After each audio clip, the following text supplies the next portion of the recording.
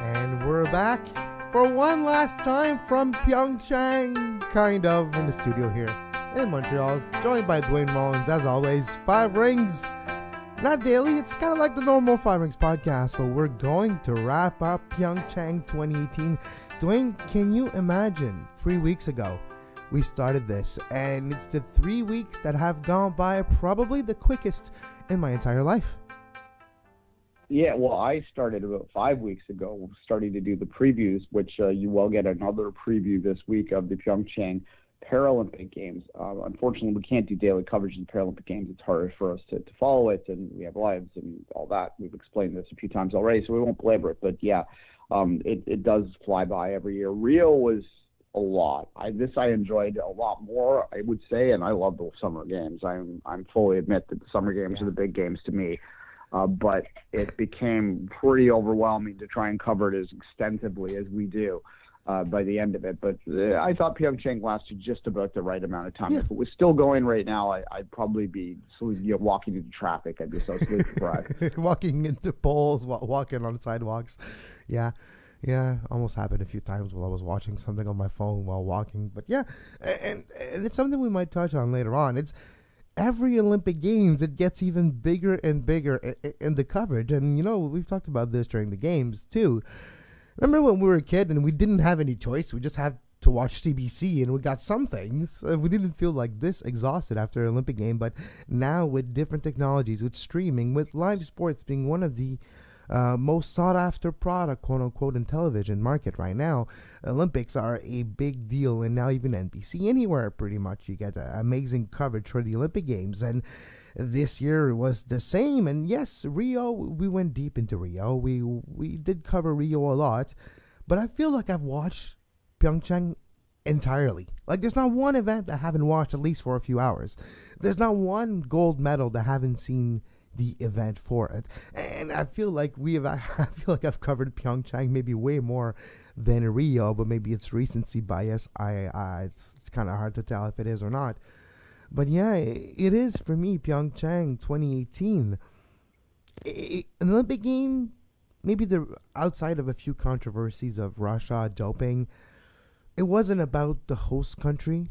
It wasn't about what we can show the world, what we can do, who we are, our military prowess, or it wasn't Sochi, it wasn't Beijing. Well, we'll see what Beijing is, but we will have a little idea what's going to turn out to be.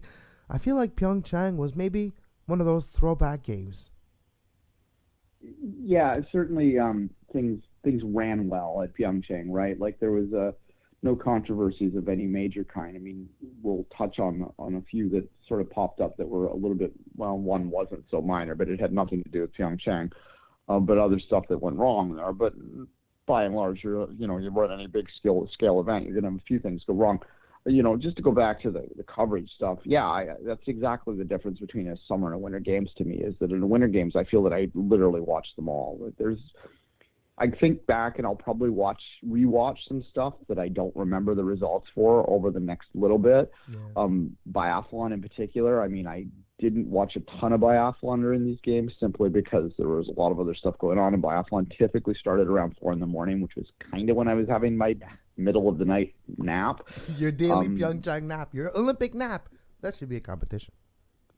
Yeah, exactly. And, but it's manageable otherwise. Whereas Rio, you had to make choices. I mean, like I chose not to watch the weightlifting because I had issues with the doping situation within that sport. I still do, so I probably still won't. But by and large, you just make those choices. At any rate, it's done now, and I don't have.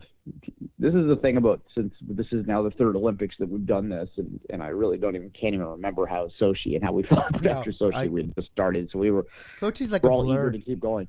It's like a blur. It's very, very far away. I remember us doing shows. I know we talked about it, but it was like the pilot project.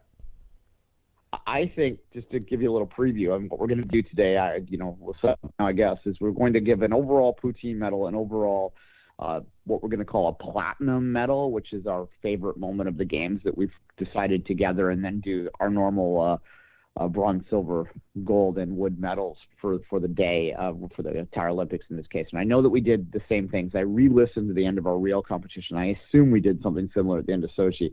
You would think. The end of Sochi. You would think. I have no idea, but yeah, you would think.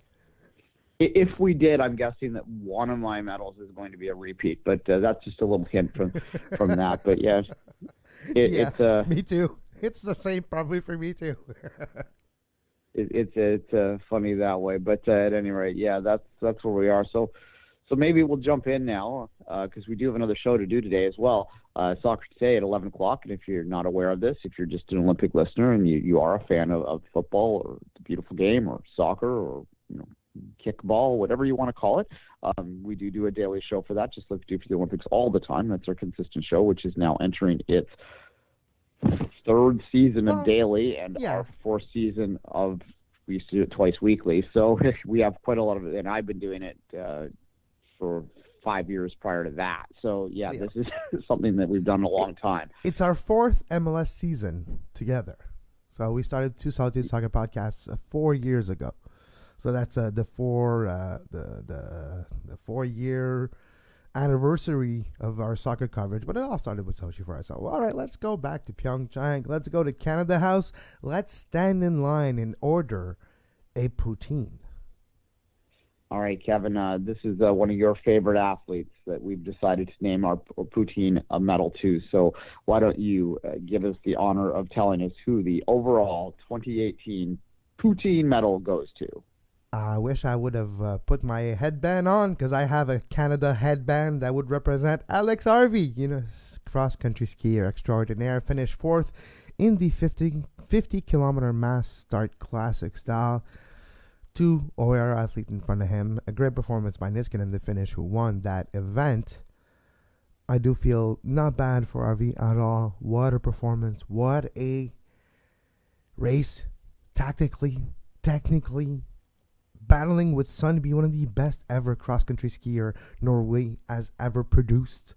Yeah, it's not Bjorn Dahlen, but it's the one just behind, And Harvey was beating him at the line. Great performance. It took an entire Olympic Games for him to get ready. He did compete a bit more than the other competitors of other countries did in cross-country as well. Alex Harvey, in his what could possibly well be his last Olympic Games, he mentioned he's going to continue skiing 1 or 2 seasons and wanting to have his career finish with the World Championship being held in Quebec City on the plans of Abraham, and that's where the athlete from the region of Quebec, Alex Harvey, wants to retire at that moment. So this was his last Olympic Games, and Alex Harvey, yes, fell short of winning a medal. Still, Canada has never won a medal in cross-country skiing on the men's side, or outright, before people get to qualify for doping.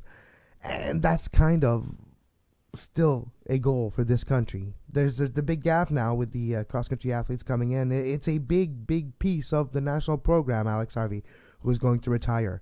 But for sure, our poutine medal for these Olympic Games that just finished, 4th in the 50K cross-country skiing in a sport where Canada is not known to be a power at all, and we don't have the same budget, we don't have the same expertise on wax and skis, and on that day, it almost was all perfect.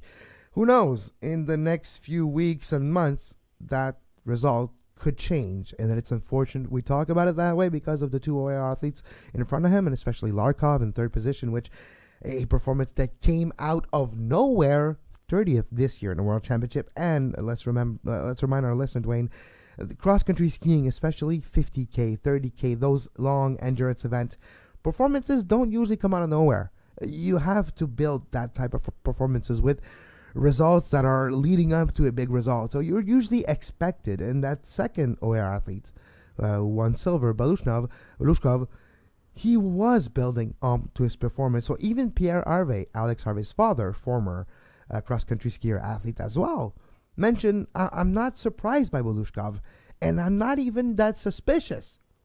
But Larkov. Anyways, Alex Harvey, poutine medal, Dwayne. Look, and yeah, that's well said. And the only thing I'll add is that we talked about this on the final shows. This is kind of the second show in a row. We've been talking about Harvey, and we talked about him a few times throughout the Olympics as well. And it's unfortunate he didn't get the medal for that concrete reminder of the great performance. He'll have his memories. He'll have, his own personal fulfillment from it. I'm sure he will.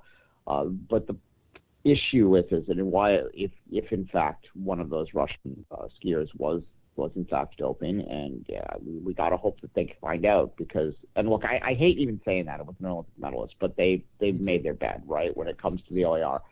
You have to have those suspicions, particularly when they come out of nowhere. Why it matters, and just to go back to this, and I might touch on this a little bit later in another topic I'll too, is the way Canada funds its athletes. And the fact that he didn't get a medal per se is going to impact how much cross-country skiing Canada gets in terms of funding next year. Had he gotten a single bronze medal, that would have increased the funding and would have helped other athletes coming from behind. And that may be some of the pressure that he feels and that would be put upon him, that he's almost responsible for the future of it in more than just leadership ways, in literal funding ways. And that's kind of one of, I think, the weaknesses of the program. I do believe on the podium obviously works. 29 medals speaks for itself.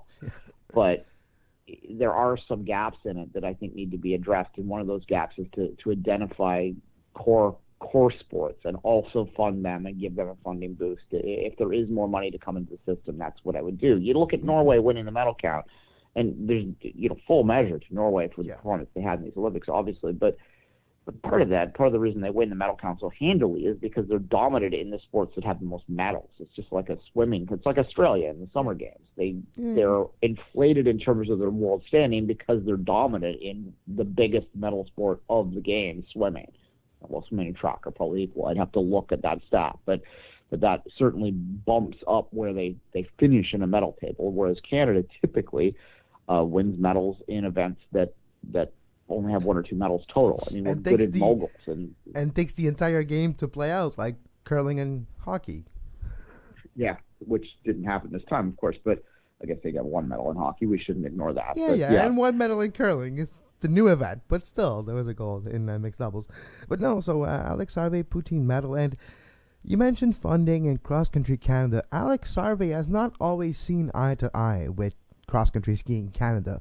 Earlier in his career, deciding not to go to the National Training Center out west, stay in his home of Quebec City or Saint-Féréol-les-Neiges to train in conditions and in an environment that he felt was better. And he and his entourage, his father, well-experienced athletes here, always found a way to get the best out of Arve's performance, considering the amount of funding or lack of funding he had, especially early in his career. So I'm not surprised that Arve is getting great results. I'm not surprised at all. And I don't think he's really going to worry that much about the funding for Cross Country Canada going forward, because there's always been not necessarily a contentious relationship, but one that did not always feel supported by the other. And when I say one, it's Alex Harvey did not always feel supported by Cross Country Skiing Canada. Fair enough. It's just unfortunate, sort of that situation that exists. The thing about endurance athletes is that they can go pretty late into their 30s, so it's not out of the question entirely that he may ski until Quebec City and then go, well, it's only a couple years. But at the same time, it's still 4 years away. So you can understand totally how an athlete who's just had, despite all that fulfillment stuff we talked about, is still going to be disappointed that he's not in the podium, right? So it's hard to make those kind of decisions there. And we've seen in the past athletes that have said, well, I'm done. That then 4 years later you go, oh, they're still around. Even after, you look at great athletes like Michael Phelps, for instance, that seem to stick around forever. You never know, but certainly, if not, it's been a great career, and not the first time we've talked about him on this show, and hopefully not the last. As I said, as a one more reminder, we do go weekly between the games. We are your home for the Olympic sports, and sometimes not even the Olympic sports, the Commonwealth Games sports and stuff. Kevin, what's your thoughts on netball? Yeah, I know. I was going to say, we've talked about netball before. You know that sport where it's kind of like basketball, but you catch with the ball like a basketball? Yeah, that terrible sport only played by women, like one of the most misogynic sport ever. Yeah. All right, so let's move in to our regular. I'm gonna this kind of feeds into what we were. Did you want to do the overall platinum medal? The platinum?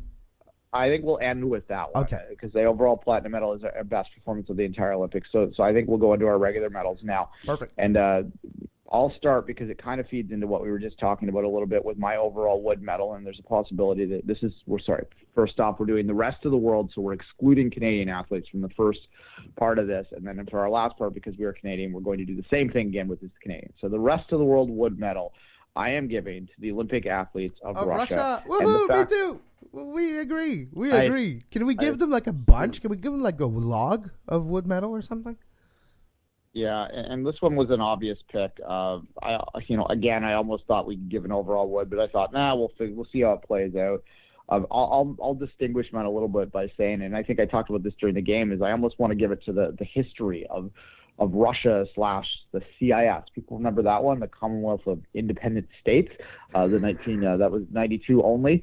Exactly. That was when the Soviet Union was breaking up, and of course the Soviet Union behind that. And I can give it to the East Germans in 1976, who denied many medals to us here in Canada and to other great athletes that were denied their moment on the podium because of system-wide, state-sponsored cheating, which they seem to be getting away with, except for look at their medal counts from this Olympics. Yeah. Their weakest Olympics performance ever. They did end up getting golds in some high-profile events that they care about. So that, to me, is why I'm still going to give them this wood medal.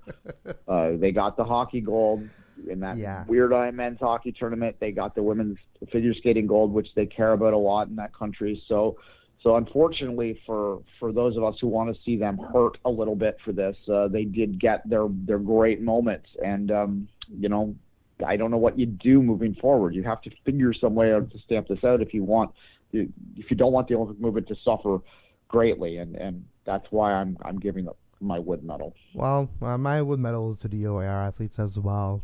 2 doping cases in these games. We'll see if there's more with more testing done the next few months, and with the retest in a few years, maybe there'll be more than 2. Who knows? But there still were 2. And now the suspension has apparently been lifted. Sanctions have apparently been lifted. Russia will be back in the Olympic movements starting like next week. Yeah. Was it all just for show? Yeah, it was. And that's just great. Great. Well, yeah, I don't know what the answer is, because the WADA is well-meaning, I think, but they don't have much teeth, really, because we should tell you, Chris, the dopers, the science, the money that goes into WADA is a drip from the ocean of money that goes into researching how to get around their testing, right? And it's so depressing that way. And, that's why you hear people that aren't necessarily Olympic focused, that aren't amateur sport focused. Amateur sport's such a weird term to use here, but that's why I use Olympic sport focused. Yeah. That say stuff like, oh, maybe we just should open them wide open and allow doping, but then they're not really thinking with that issue. We've had many conversations on the show about the perils of having an open field for doping. And players would drop right and left. You'll have like deaths. You have like people die playing sports. Left and right. Yeah, you have people dropping of heart attacks out of nowhere. And look, my issue isn't necessarily the elite athlete that's at that top 1% situation, because here's the thing, as we saw in Icarus as well, one of the great things it proved is that you can be an athlete that's top 5% in the world and not have doping take you to the top 1. But what you can do is be that top 1% and do that just tiny little bump to get you from the top 1% to the top 0.5%. And that's maybe the difference between finishing 12th in the Olympics and finishing 6th in the Olympics or 3rd in the Olympics, right? And the problem really in those particular cases, they're making choices, and they already have sort of this genetic advantage. So yes, I understand the argument how it comes out. Okay, well, if they want to dope, they dope. But the issue is not that. It's the guy that's like in the top 80% of the world or the top 10% of the world or whatever that thinks that I'm going to chase some dream that I can never attain. Like I could dope so.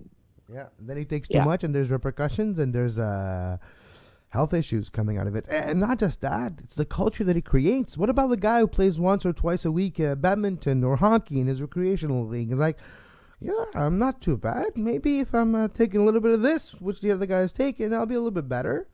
Oh, I feel the effect. I'll take a little more. Oh, I'm good. I'll take a little more. This is legal. And boom, heart attack or whatever the case may be. There's so many dangerous health issues that can stem from doping. The poor kid that's a good football player. I'm talking like NFL football player. This is an example you hear a lot, and one that resonates with people that aren't Olympic focused, is that's in a high school and he's made his high school varsity team. He's a starter on that team, but he's not going to even make college, let alone the NFL. But he thinks that if he dopes, that's the difference, and then that kid ends up with a heart or liver failure when he's 40, one of the two, right?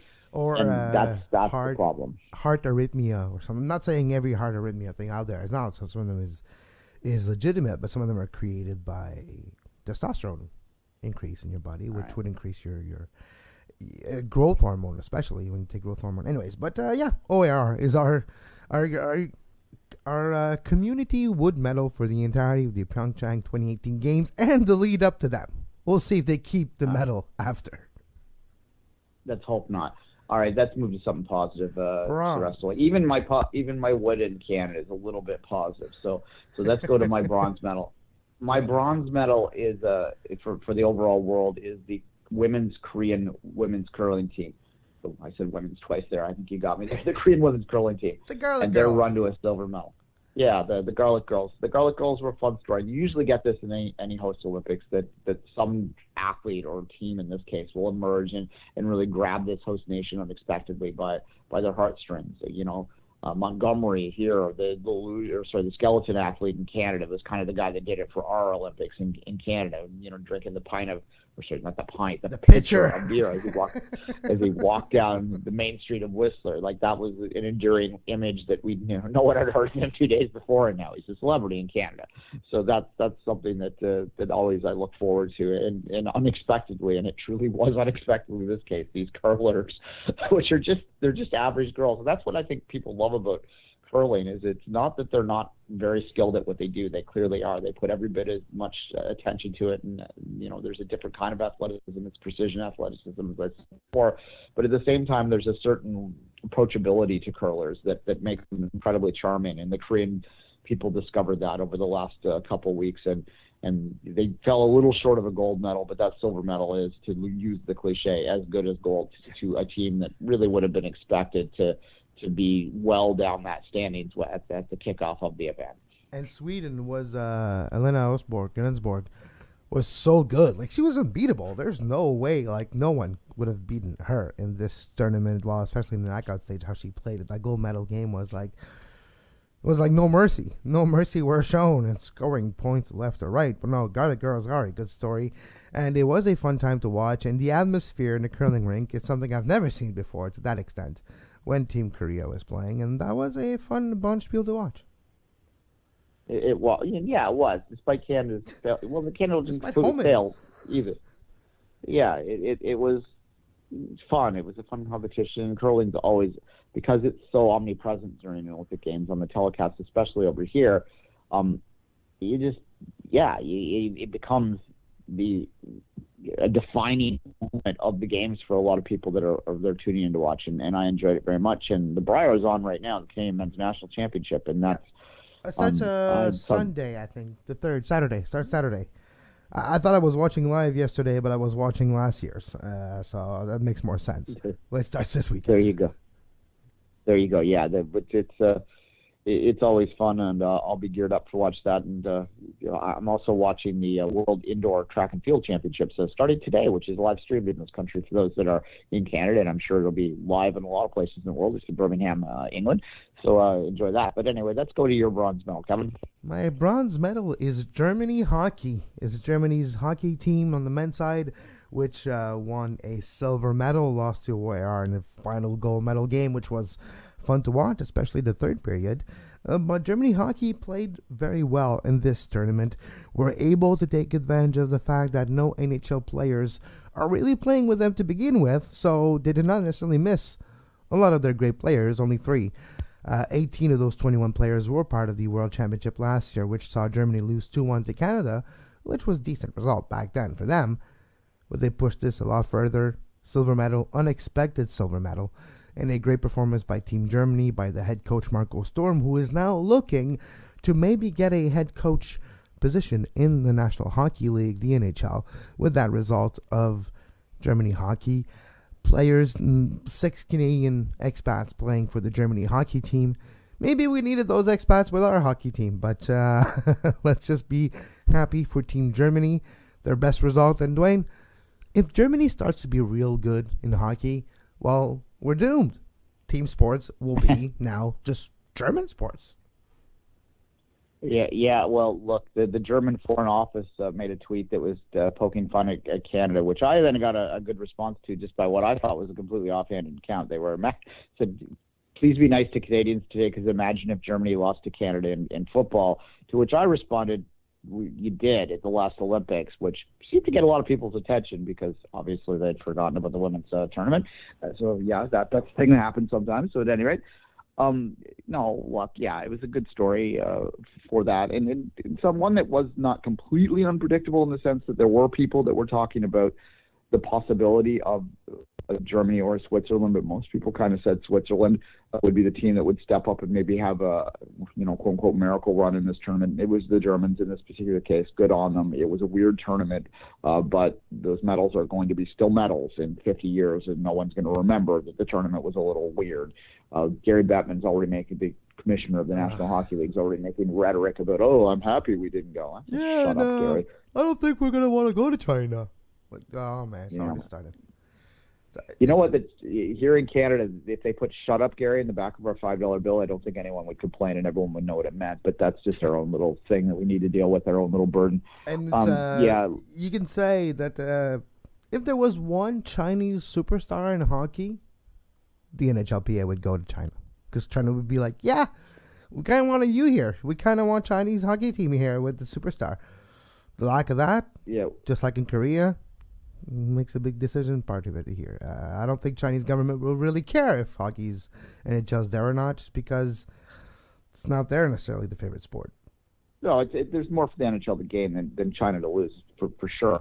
The Chinese people would probably go in the same numbers for the amateurs the minor pros that we watched this time, than they would before. It's just it's up to them to want to make it. Between you and me, between you and I, okay, you go. Here's a ticket. You go watch this. Okay. Yes. We'll see what they do with the stupid World Cup that they call it. I wish they'd change the name. I'd be fine if they changed the name of their damn tournament to like the Canada Cup, which is an old name. Look that up if you're not familiar with it. But yeah, they're trying to make some weird tournament where you only invite certain countries. There's no qualification process of any kind. They have fake teams in it. It's fake teams in what they call the World Cup. You're under 23. You're either Canadian or American. Sure, why not play together? Yeah, Team Europe. Yeah, exactly. Because Europe's always been unified throughout history. We know this. Anyway. Right? Isn't it the only way we can get a one team, well, but Team not Europe that great? Minus Team Europe, sorta, is what it minus was. Russia, Finland, Sweden. Yeah, exactly.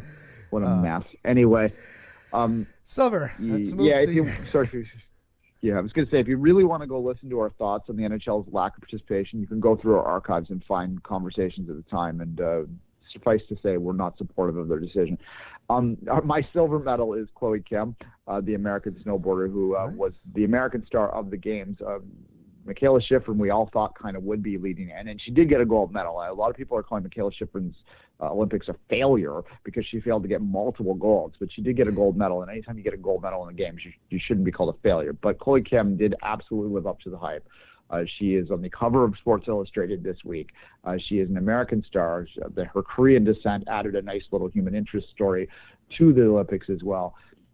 Just a remarkable showing by the American snowboarders once again, which is proving that when it comes to the Winter Olympics in the United States, they have decided that snowboarding is what's going to be their other sport they focus on other than figure skating. And their figure skating sort of fell down quite literally, and in some cases this time. But in terms of the snowboarders, Shaun White, obviously he had some issues surrounding him after he won that came out, but we'll ignore that for the time being. Let's not forget about Red Gerard in the slopestyle, 17-year-old who was touted by Sports Illustrated to win, and he did. Same for Chloe Kim. So you're right. in the entirety of snowboard's freestyle events, United States outside of Big Air, which was won by Substitutes, the other events were pretty much Americans. Yeah, and it continues to be a dominant sport for them, which is fair enough. They invented it, so you can understand. Yeah. And it does sort of speak to the essence of the United States in many ways. That sort of adventurous, at least the image they'd like to portray.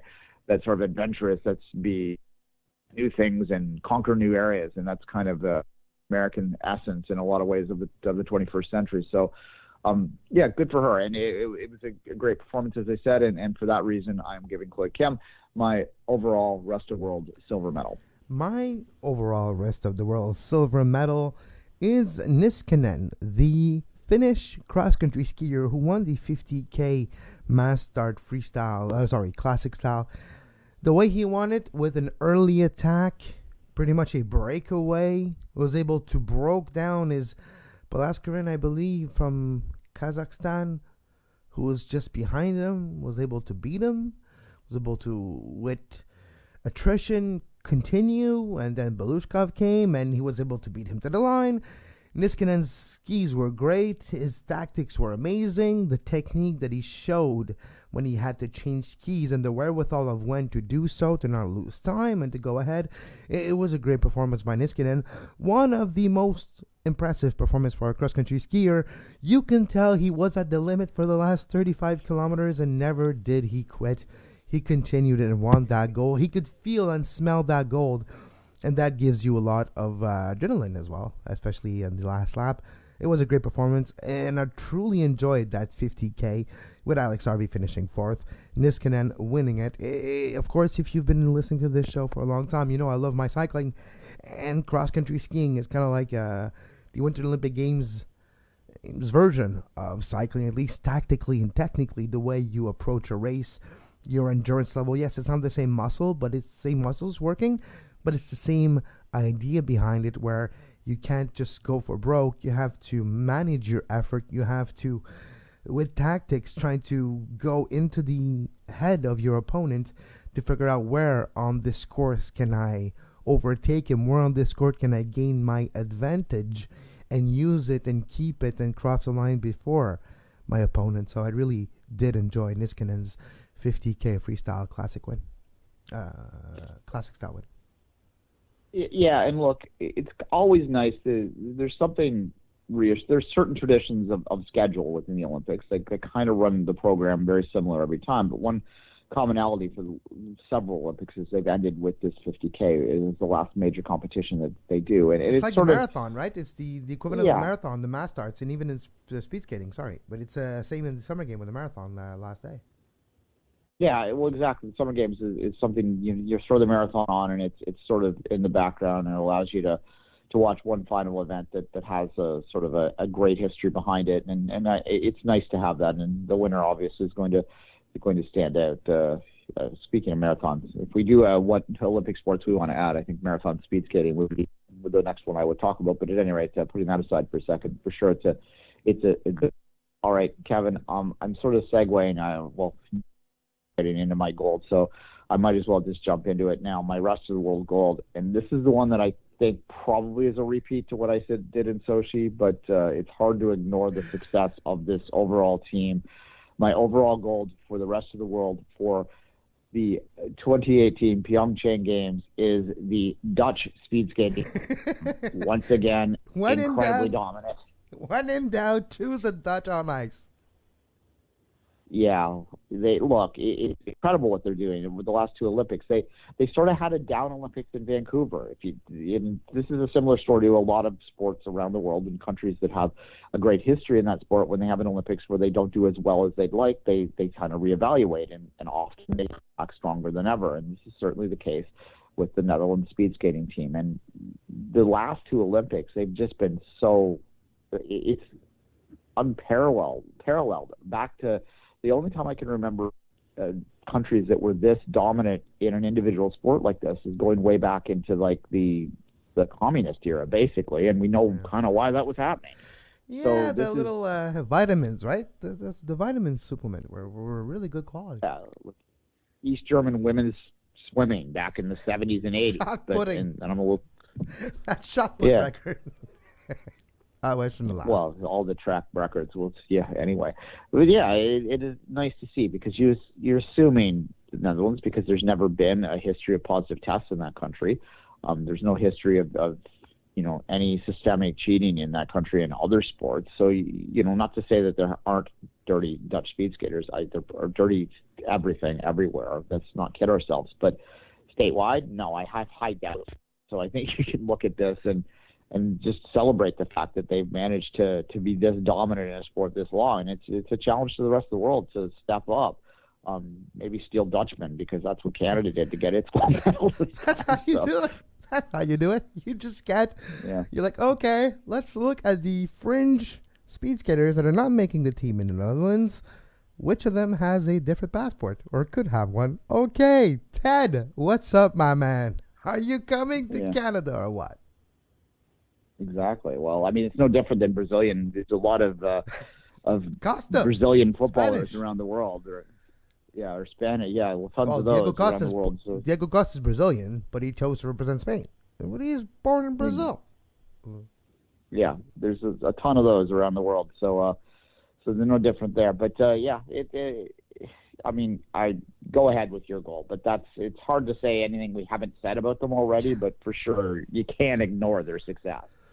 The only equivalent that we can say of Dutch speed skating would be maybe Norwegian on skis when it's flat, cross-country skiing, and Merritt Bjørgen has became the best Olympian ever, has surpassed Ole Gunnar Bjørndalen with our medal tally over the years. There's so many medals, I'm not even going to start to name them. She won a lot of them here as well. She won the 30-kilometer mass start. She was miles and miles in front of everyone in the 30 kilometers mass start on the women's side on the last day. And what's fun with that event, Duane, is it happens so close to the closing ceremony that the medal ceremony takes place during the closing ceremony. That event and the cross-country skiing as well. So we got close to seeing Alex Harvey at the Olympic Stadium receiving his medal, but we saw Merritt Bjørgen there.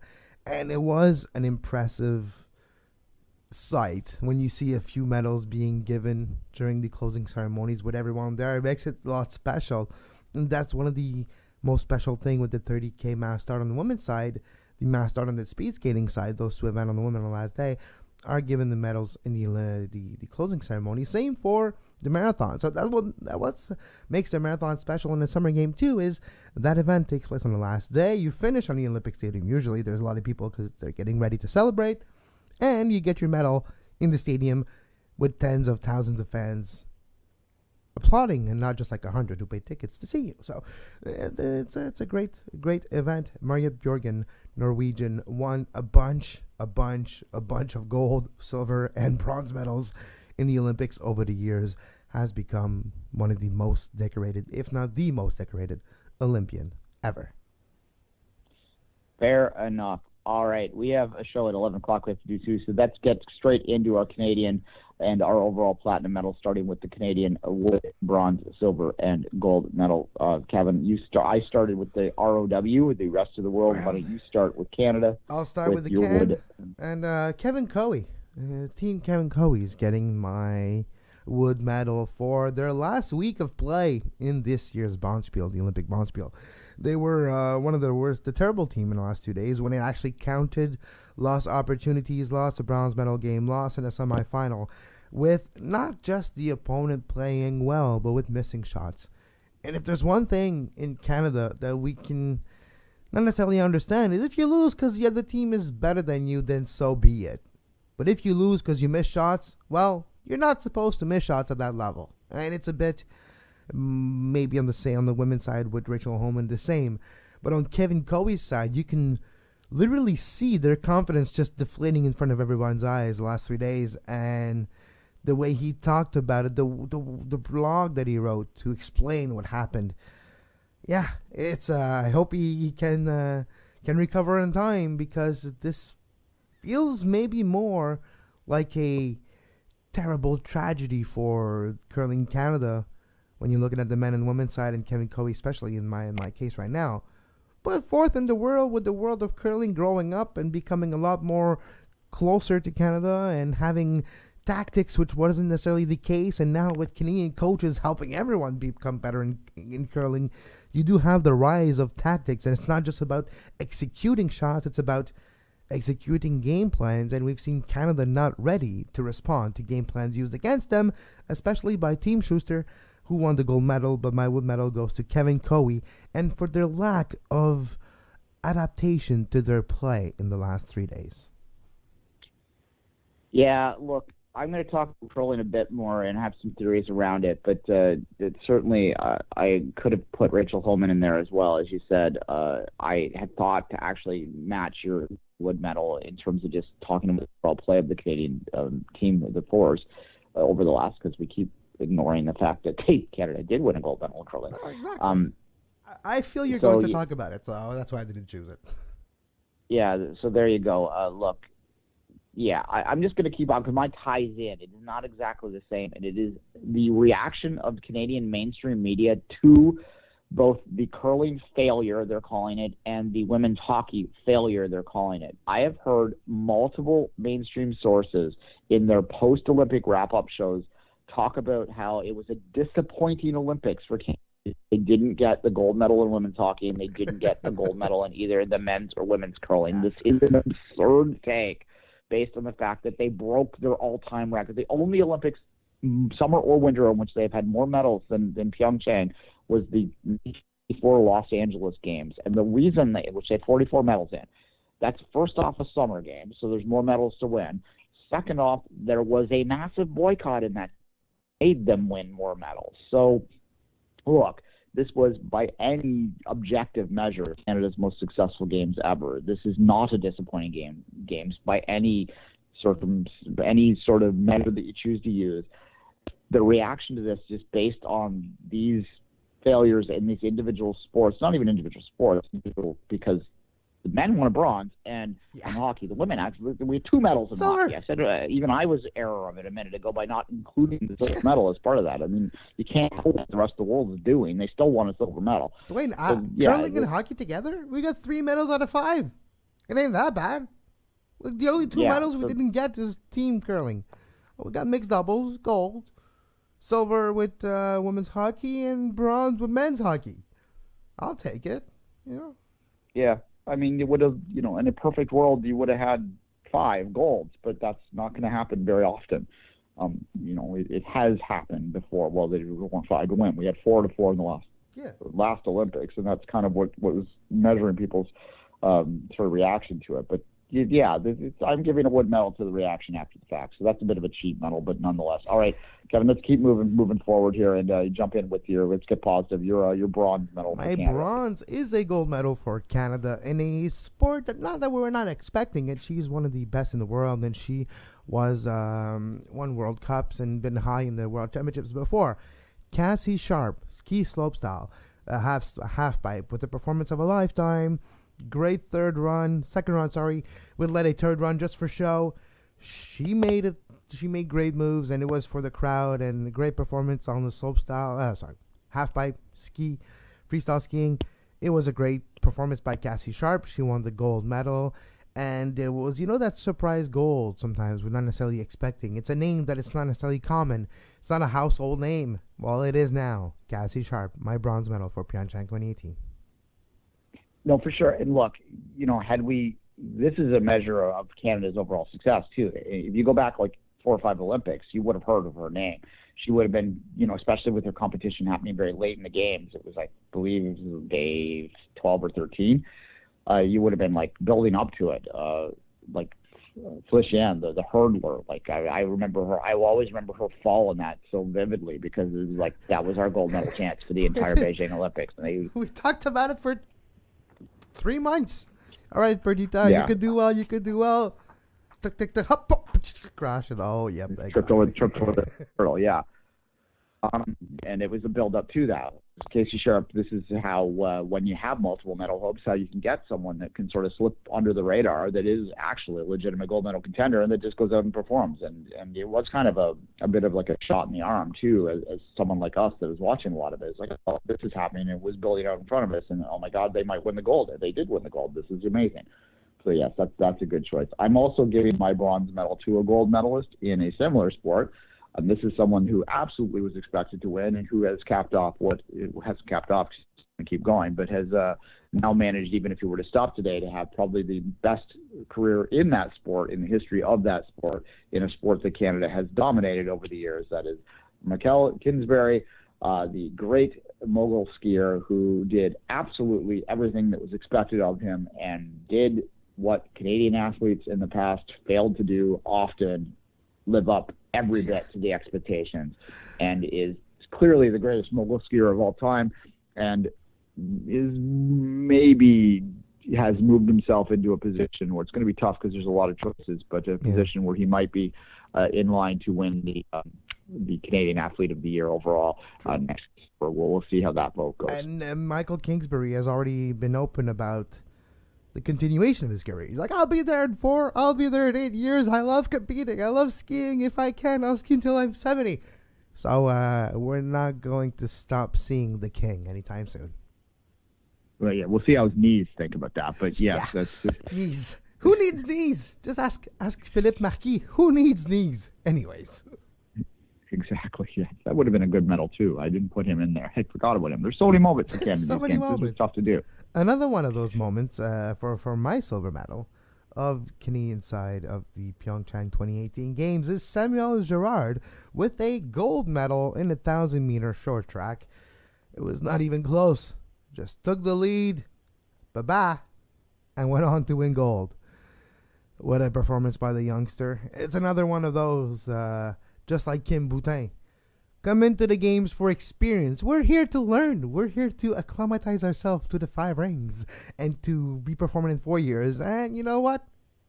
Might as well win while we're here. Why not? And they did. Samuel Girard, gold medal in the 1,000-meter, and my silver medal for his great games. No, absolutely. Look, this is a weird case again. This is a theme, talking about how the expectations change. It's almost like there's a feeling that it was disappointing in short track this time, but it wasn't. It just was not quite what it was, when they were the only medal winners back in the days. And there were a few higher names that didn't get it done, and there were some big disappointments in terms of that bizarre decision to take a medal, like basically steal a medal, in my opinion, by a judging decision that still doesn't make any sense to me in the relay. And the other relay where they just got there was that slip on that pass, and they went from potentially winning it to not medaling, which is very disappointing when you're in the final to finish in that evil fourth place position. But yeah, this was a great games overall. All right, let's jump ahead into my silver medal. You mentioned that I was probably going to mention it, and I was, and it is the mixed doubles curling gold, it's so long ago now. It's so much happened. I feel like months ago. Those early days, those like 2 days before the Olympics started, when you had the mixed curling already going, it felt like the Olympics lasted for 19 days this time to me rather than 17, because that right away was intriguing to me. They started with a loss and then they ran off it. Now, but let's look at the career. They lost the first game and they didn't win 1 cent. They didn't lose 1 cent. Which, in the history of Olympic competition between the two players involved in this, and this is the 2010 gold medalist in John Morris and the 2014 gold medalist in Caitlin Laws. In both of those Olympics, they went perfect, which is 11 wins on the force. And in this particular case, they had to win 9 times this time. So they've gone, that is 22, and then they won 8 more times. So they have combined 30 and 1. Wow. 30 and 1 in their Olympic competition, their Olympic history. So that is an incredible career. And I think one of the reasons when you look at, I said I had a theory, you look at the struggles of the fours, and then you look at how easily they floated through, even though they were inexperienced as a team and were often thought to be maybe the one team that wouldn't medal for Canada in these games. They didn't have that same pressure that curlers have here, and it's incredible the amount of pressure that they have to go through, that intense qualifying process. Both of them had been in the Olympic qualifying for the fours, failed, and sort of went, okay, scrambled in the last minute, didn't even think about it, jumped into this thing.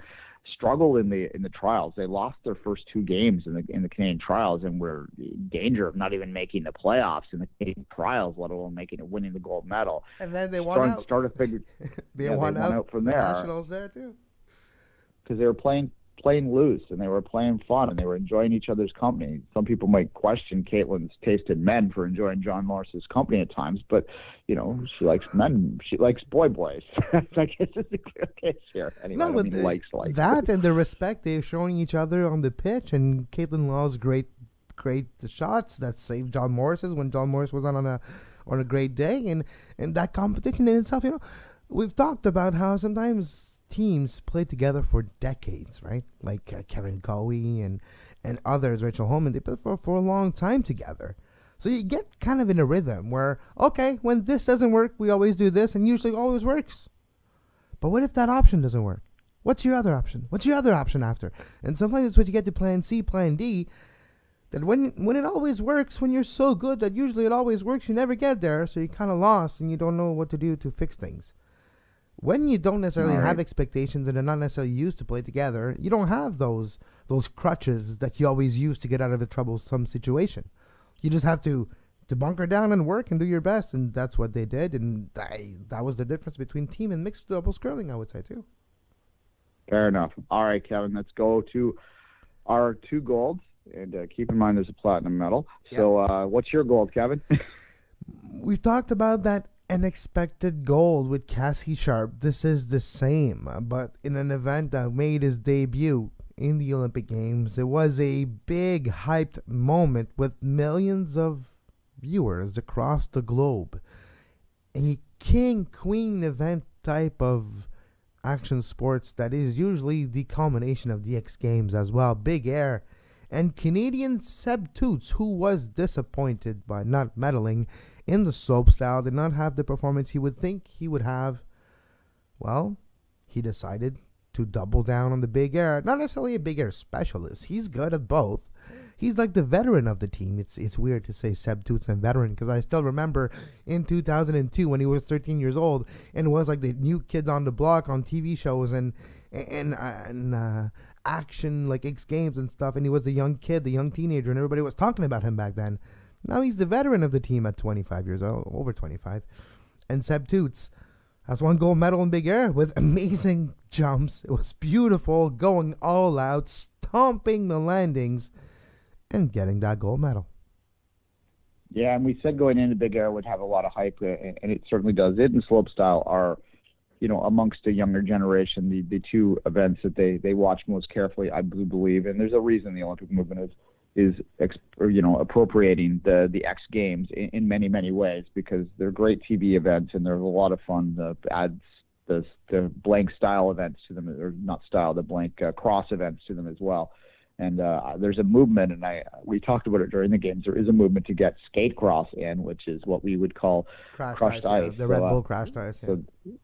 Yeah, crushed ice. Pardon me, I said crushed. Well, crushed is also an apt word at times, but nonetheless. Why do you put it in your drinks? Exactly. All right. Yeah, that is a good choice. All right, my gold medal, Kevin, because I want to get this done by 10:30, so you have time to set up soccer today. My gold medal is a moment, and I'm going to involve someone from the rest of the world in this as well, because it was a moment, and it was when the two-man bobsled crossed the line in a dead tie with the German. So the Cripps-Frederick hug on that track was one of the great memories of this games, when two competitors over 4 years realized that they both realized their dream and weren't at all frustrated by the fact that they had to share it, and in fact were overjoyed that they had to share it with the competitors. That speaks to the essence of bobsled, and it is why that Cripps-Frederick hug is my gold medal of the game for Canada, because it involved a Canadian athlete. It could be an overall gold medal for the rest of the Olympics too, and in fact maybe it might have been my platinum medal if there wasn't another instant that had to be taken into account during these games. Kevin, that is my gold medal, the two-man bobsled win, and particularly that. Go ahead. Speaking of platinum medals, all right, I know it's a silver, but it kind of looks like platinum, okay? So cut me some slack. We'll say it's platinum. Just imagine a P on this medal here. The platinum medal for our PyeongChang 2018 Winter Games, Duane. There's only one choice, and and it's not that we're being Canadian centric. This is a moment that will live in Olympic history, and it was the free dance of Canada's golden couple, the world's great ship dream that they're having. It's Scott and Tessa. They are our platinum medal winners. if Scott would ask her to marry him right now and put a video, this would be probably the only time in the entire history of this planet where the entire world would cheer at the same time. Come on, they have to be together. You don't look at some. You can't dance. Yeah, Les Dog, the comedian from Saturday Night Live. She has put a few reaction videos watching the Olympics, and they were quite funny, especially the one with figure skating. When she's watching Scott and Tessa, yeah, that's hilarious. Like, come on, you guys, you have to be together. You can't hold someone like this. You can't. Wow. I almost felt like I needed to go take a shower after watching Scott and Tess skate, and the emotions they carry through their skating, the star power they now have. She has signed to become an ambassador of Nivea today, and it's probably one of the tens of, if not 20, sponsorship deals they will get in the next few years, and they deserve every single one of them. Congratulations, and I hope they can monetize their performance and that their future days are set. Look, this is the only Olympic of my life, maybe outside of the men's hockey team in Vancouver, where I would suggest that the story of the games in the world is a Canadian story. And I think it is. That ice dance final is a sport that translates in Asia, it translates in Europe, it translates in North America. There's very few Winter Olympic sports that translate around the world. This one does. There are very few Olympic sports in the winter side that create non-sports conversations in the way that skating does, and in particularly the way the dance does, which it just relates to so many people. And Kevin and I will fully admit that figure skating is not our go-to, as I like to say, it's in not between the games. It's not my forte, or it's not my cup of tea. So I can't break down the twizzles, like I can't. I can read and I can research, and I can know that there were a lot of people that were complaining about the twizzle marks that the French skaters got in the short skate, but I couldn't see what they're seeing, so I just have to take their word for it. Exactly. But what I do know is when something emotionally speaks to you, even as a non-fan of that sport, and non-fan's a strong way to put it. It's just not, it's ranks down there for my Olympic sports is how I'll say it. But when I watched that free skate, it was like, that's incredible, and it doesn't matter whether they won gold or not, but I hope they do. And then obviously his reaction in particular when they won the gold, and she sits there so sweetly. Actually, she's hilariously, if you follow them on social media, she's the much better social media follow. She's got a little bit of a not attitude. She's sassy, right, on social media. So give her a follow if you want. It's just at Tessa Virtue.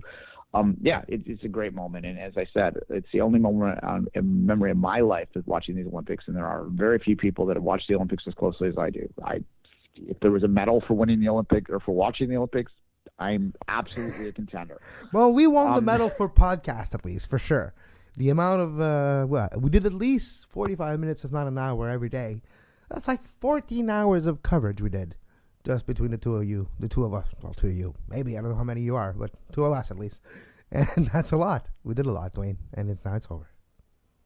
All right, and as I said, that's wrapped, because we do have a show in exactly 30 minutes to preview the Vancouver Whitecaps and talk a little bit about the two other Canadian teams in a preview of Major League Soccer. We have our overall Major League Soccer preview tomorrow, so we will wrap this show up now. As I said, we'll be back with a preview of the Paralympics, the Winter Olympic Games, which coming up. I'll have that produced this week. We will talk about them together next Thursday, and obviously the Thursday during the Paralympics, we will talk about them and perhaps give some gold, silver, bronze, woods at that particular time for those games. But in the meantime, Kevin, I'm going to say goodbye and let you wrap the show up as you always do, so we can work again in a half hour. And we'll try to keep an eye on the IAAF as well. Indoors World Championships in Birmingham, not Alabama, Birmingham, England. And we'll keep an eye on that as well in the next week. For soccer fans, Soccer Today live Monday to Friday, 10 a.m. right here, youtube.com/Sports Podcast Network. If you want more Commonwealth coverage, Paralympic coverage, more Olympic and amateur sports coverage going forward, patreon.com/Sports Podcast Network, and write us a 5 rings message. Just write 5 rings in the detailed message to let us know that that's what you like, and we'll make sure to put it in the column of more 5 rings shows to follow. thank you for listening to our special programming for PyeongChang 2018. Duane and I really appreciate it. You can follow Duane at 24th Minute and myself at Kev Laramee at 5 Rings Podcast on social media for our Olympic shows. And until next time, as always, have a great Olympics.